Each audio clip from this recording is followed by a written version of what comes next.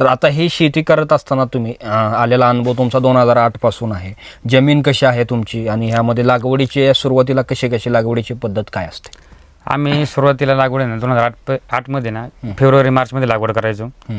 त्यात थोडा बदल करत करत आम्ही काय केलं 15 डिसेंबर ते 15 जानेवारी अशी लागवड करायला सुरुवात केली.